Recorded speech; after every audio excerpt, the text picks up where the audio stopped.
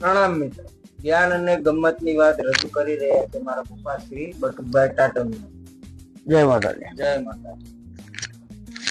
બેટા આજે વાત કરવી છે એક ગામડામાં એક ભાઈને ઘરે મહેમાન આવ્યા. મહેમાન આવ્યા એટલે એને એમના દીકરાને કીધું કે બેટા મહેમાન આવ્યા છે, મહેમાનના માટે કાંઈક લઈ આવો. તો દીકરો બજારમાં જઈ અને રિક્ષા લઈ આવે છે.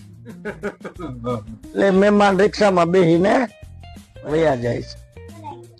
પછી થોડીક વાર પછી છોકરો એના પપ્પાને પૂછે છે કે બાપુજી આ મહેમાન એમ જ આવ્યા હતા કે કઈ કામે આવ્યા હતા?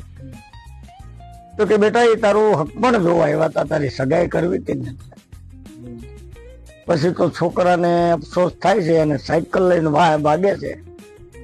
પણ હવે રિક્ષામાં વયા જાય, સાયકલે પકડાય. એટલે કીધું બેટા કાઉ જાદા કાગોલિયા, કાઉ જાદા કપૂત, અકડી સી મયણ ભલી ને અકડો ભલો સપૂત. ભગવાનને કઈ એક દીકરો દેજે, પણ નવે ખંડમાં નામ કરે ને એવો દીકરો દેજે.